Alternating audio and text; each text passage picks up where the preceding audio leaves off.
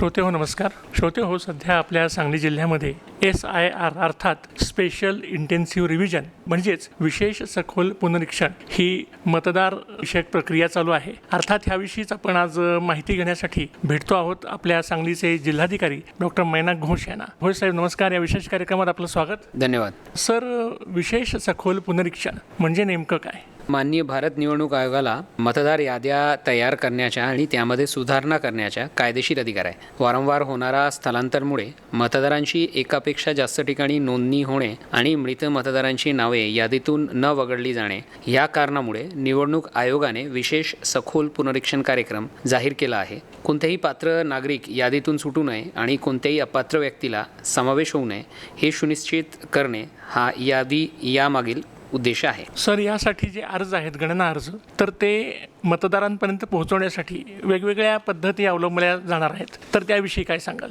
याच्यामध्ये बूथ स्तरावरील अधिकारी, ज्याला मी BLO म्हणतो, ते प्रत्येक घराला भेटी देतील आणि विद्यमान मतदारांना पूर्वमुद्रित गणना अर्जाच्या 2 प्रती वितरित करतील आणि त्यांचे अर्ज भरण्यासाठी त्याला मार्गदर्शनही करतील. मतदान गणना अर्जमध्ये संबंधित तपशील भरतील आणि भरलेले अर्ज बूथ स्तरावरील अधिकाऱ्यांकडून पुढील भेटी दरम्यान गोळा केली जातील. बूथ स्तरावरील अधिकारी अर्ज गोळा करतील, गणना अर्जाची एक प्रत स्वतःकडे ठेवतील आणि गणना अर्जाच्या दुसऱ्या प्रतीवर पोचपावती देतील, जी मतदार स्वतःकडे ठेवू शकतात. मतदार ऑनलाईन पद्धतीने गणना अर्ज भरून सादर करू शकतात. याच्यासाठी तरतूद ECIच्या https://voters.eci.gov.in या वेबसाईटवर देण्यात आलेली आहे. मतदारांना SIR 2002 मध्ये त्यांची तपशील शोधता यावा यासाठी एक ऑनलाईन शोध सुविधा उपलब्ध सुद्धा करून देण्यात आलेली आहे. आवश्यक असल्यास बूथ स्तरावरील अधिकारी नवीन मतदारांच्या नोंदणीसाठी घोषणापत्र सोबत फॉर्म 6 देखील देतील.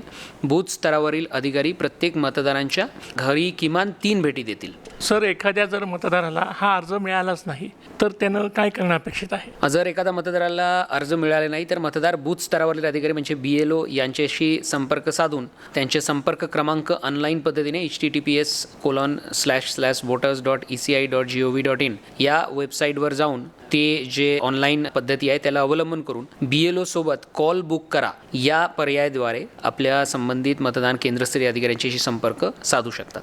अर्ज मिळालाय पण तो भरता येत नाही, तर अशा परिस्थितीत मतदारांनी काय करायचं? गणना अर्जाचे वाटप करत असताना बूथ स्तरावरील अधिकारी मतदाराला अर्ज भरण्यासाठी मार्गदर्शनही करतील. त्यानंतरही मतदारांना गणना अर्ज भरता येत नसल्यास बूथ स्तरावरील अधिकारी मतदारांच्या घरी पुढील भेटी दरम्यान अर्ज पूर्ण करण्यासाठी मदत करतील.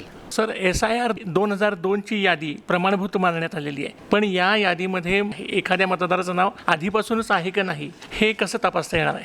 मतदार महाराष्ट्राच्या मुख्य निवडणूक अधिकाऱ्यांच्या अधिकृत वेबसाईटवरून पोर्टलच्या शोध सुविधेमध्ये उपलब्ध असलेल्या नावाने शोधा किंवा EPIC क्रमांकाने शोधा या पर्यायाचा वापर करून तपशील मिळू शकतात. या साईटवर विभागनिहाय मतदार यादीच्या डेटा PDF स्वरूपातील देखील उपलब्ध आहे आणि ज्या मतदारांना त्यांचे मतदान केंद्र माहिती आहे ते PDF मध्ये देखील त्यांचे नाव शोधू शकतात. SIR 2002च्या मतदार यादीची छापील प्रत बूथ लेव्हल ऑफिसरकडे देखील उपलब्ध आहे आणि ते तुम्हाला तुमचे नाव शोधण्यासाठी सुद्धा मदत करू शकतात. सर, एखादा मतदार असा असेल की त्याने 2024चं लोकसभेचं मतदान केलेलं आहे पण 2002च्या मतदार यादीत त्याचं नाव नाही आहे, तर अशा वेळेला काय करायचं? जर एखाद्या मतदारांचे नाव SIR 2002च्या मतदार यादीतील आढळले नाही तर यांचा अर्थ असा होऊ शकतो की त्यांनी त्यावेळी नोंदणी केली नसेल. अशा परिस्थितीत ते त्यांच्या आई वडिलांच्या आजोबा आजीच्या मतदान तपशील मिळवण्याचा प्रयत्न करू शकतात आणि तो तपशील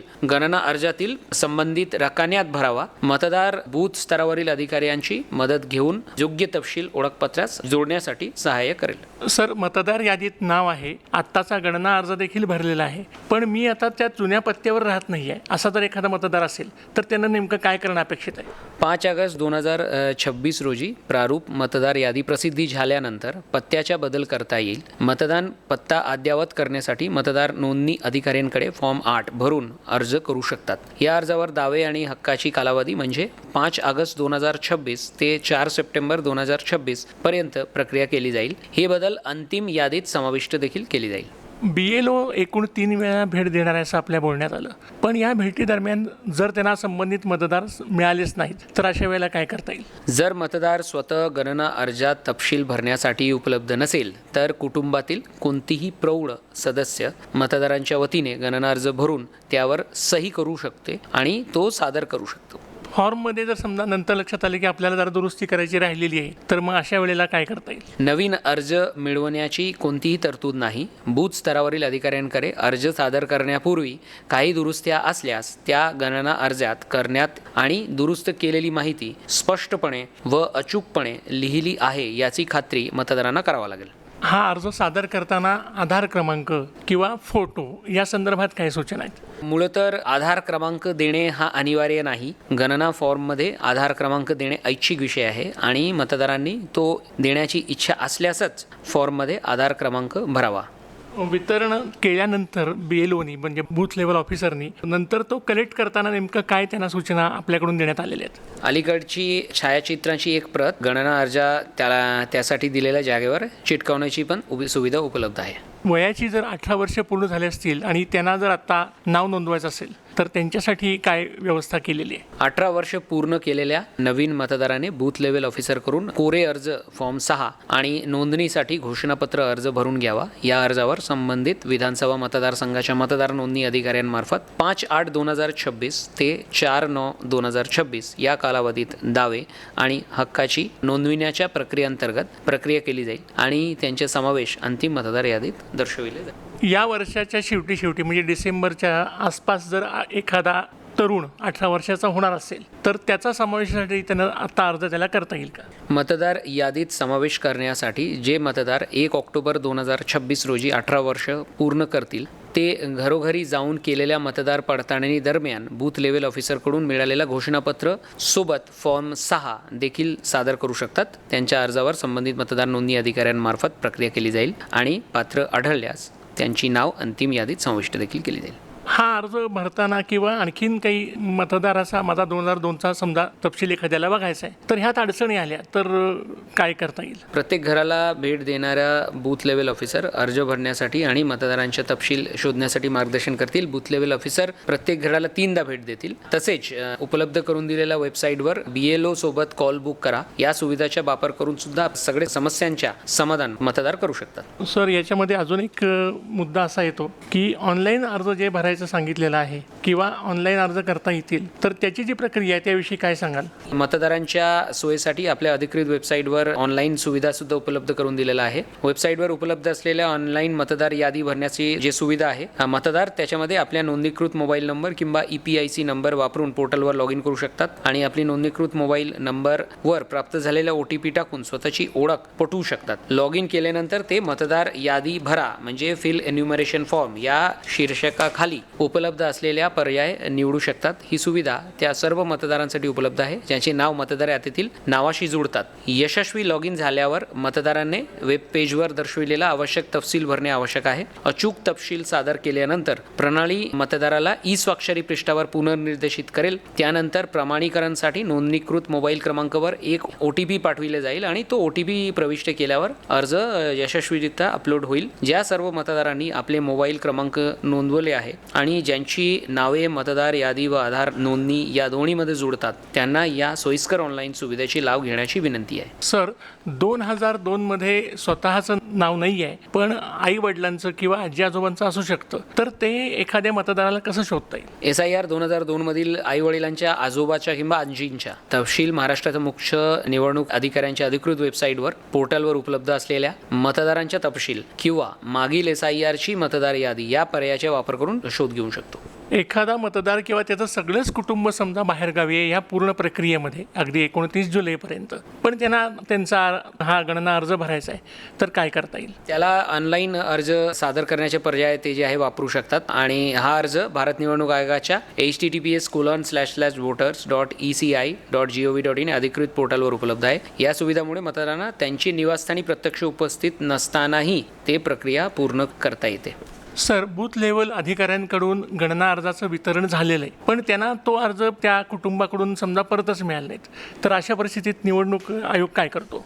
हा अत्यंत गंभीर मुद्दा आहे. मतदारांनी गणना अर्ज भरून घेणे आणि संबंधित बूथ स्तरावरील अधिकाऱ्यांकडे परत करणे हा बंधनकारक आहे. त्याला हा परत करण्याची विनंती आम्ही करीत आहोत. ज्या मतदारांचे गणना अर्ज परत केले जाणार नाही त्यांच्या बाबतीत बूथ स्तरावरील अधिकारी जवळपासच्या मतदारांकडून चौकशी करून अनुपस्थित, मृत्यू, स्थलांतरीत व दुबार नोंदणी, ज्याला मी ASDD म्हणतो, या नोंदणीच्या याच्यासारखं कारण निश्चित करतील आणि त्याची नोंद करतील. घोष सर, या निमित्तानं ह्या विशेष जी सखोल पुनरीक्षण मोहीम आहे त्या संदर्भात आपल्या जिल्ह्यातील नागरिकांना आपण काय आवाहन कराल? माझं एकही आव्हान आहे की प्रत्येक BLO जे आमचे आहे घरोघरी भेट देत आहेत आणि फिलअप केलेले जे एन्युमरेशन फॉर्म आहे ते कलेक्ट करत आहेत. ते माझे सगळे सांगलीकरशी विनंती आहे की आपण सगळे आपले जे प्राप्त झालेले जे एन्युमरेशन फॉर्म आहे त्यांचे सगळे बाबी ज्या माहिती आपल्याकडे उपलब्ध आहे ते अचूकपणे एन्युमरेशन फॉर्ममध्ये आपण भरा आणि BLO आपल्या घरी भेट दिल्यानंतर आपण ते भरलेला एन्युमरेशन फॉर्म त्यांच्या हाती एकदा पुन्हा खात्री करून त्यांच्या हाती द्यावी, जेणेकरून आपल्या नाव, आपली अचूक माहिती, येणारा जे यादी तयार होणार आहे ते यादीमध्ये अचूकपणे तो नाव जे आहे समाविष्ट केली जाईल. फक्त एकच आहे की कोणी जे आहे याच्यामध्ये एन्युमरेशन फॉर्म BLOंकडे द्यायला ते विसरू नका, कारण आपल्या जर एन्युमरेशन फॉर्म BLOंकडे जर प्राप्त नाही झाले तर आपल्या नाव जे आहे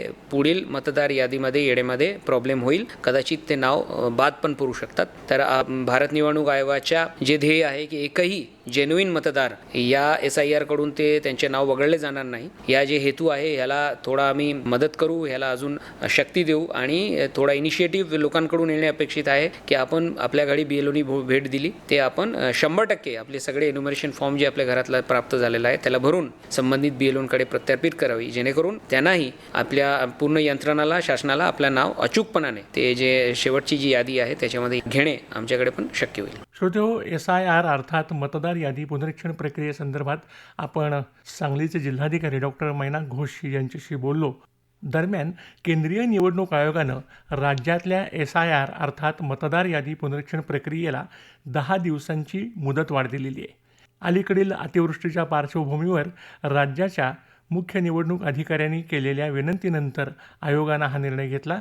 BLO अर्थात मतदान केंद्रस्तरीय अधिकारी 29 जुलैऐवजी 8 ऑगस्टपर्यंत गृहभेटी करू शकतील. प्रारूप मतदार याद्या 5 ऑगस्टऐवजी 17 ऑगस्टला प्रसिद्ध होतील.